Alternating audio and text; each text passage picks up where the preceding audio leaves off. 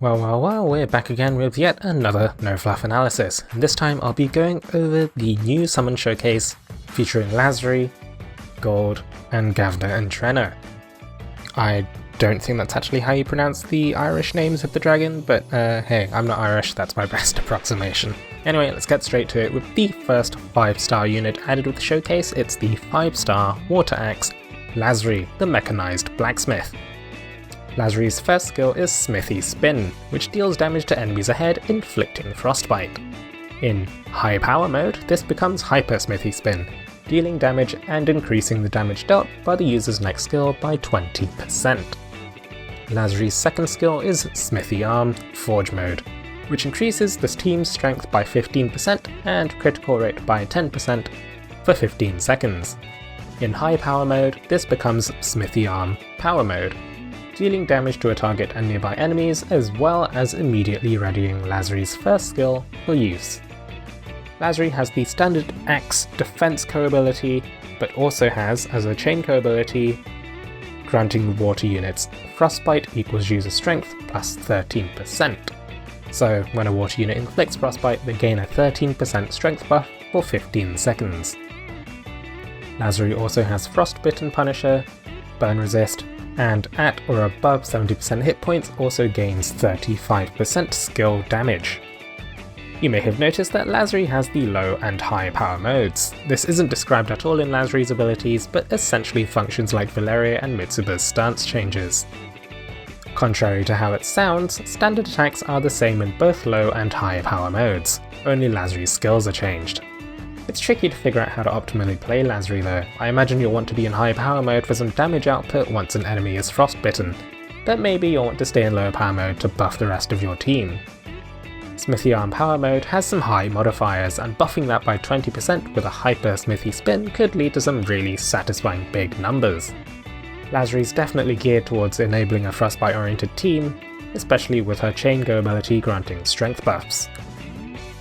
Next up with the showcase we have the 5-star Water Dragon, Gaibhne Creidhne, the Delightful Dreamer.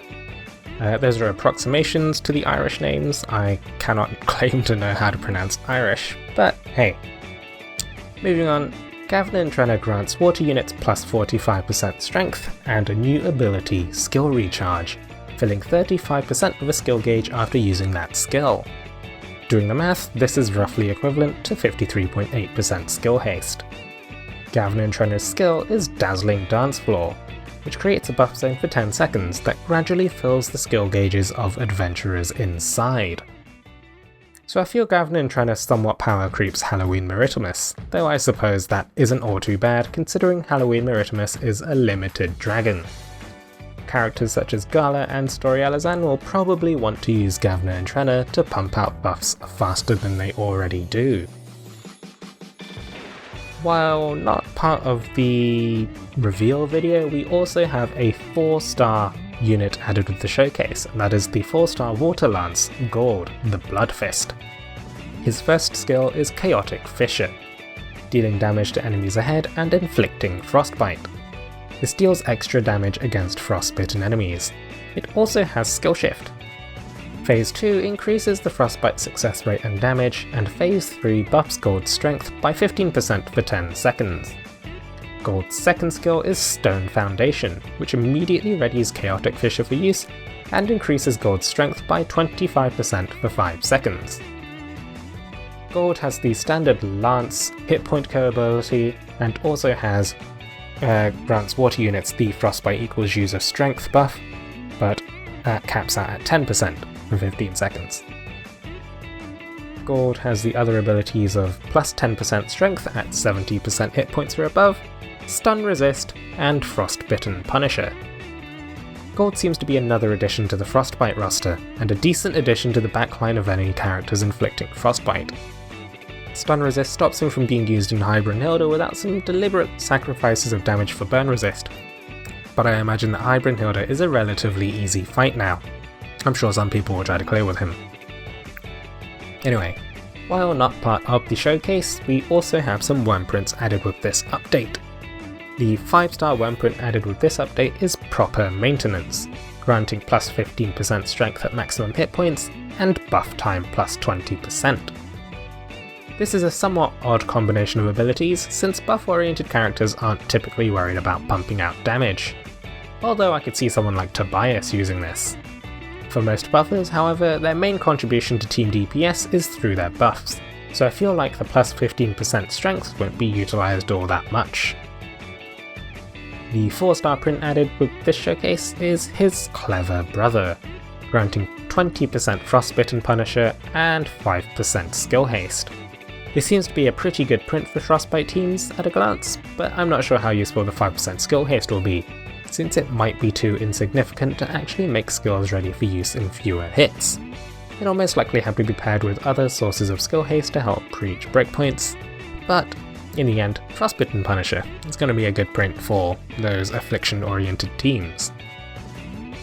In terms of older content that's rated up on this showcase, it's just the 4-star split bonus dragon Polyahu. All in all, yeah, this is a short, it almost feels like a filler showcase? Like they haven't even given the showcase a title, which is a first, I believe.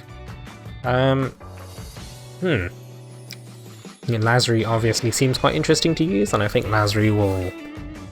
I think it's unlikely that Lazry will push like Hunter Cerise out of the High Brynhilde meta, but if you're lacking any other units for tackling High Brynhilde with, then sure, Lazry could probably be a good pick.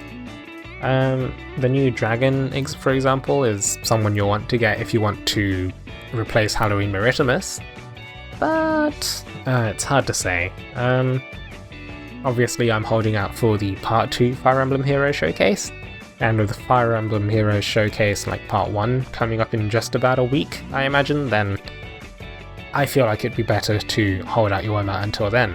Also considering that the 3 adventurers in that showcase will also be receiving mana spirals, so they'll probably be decent additions.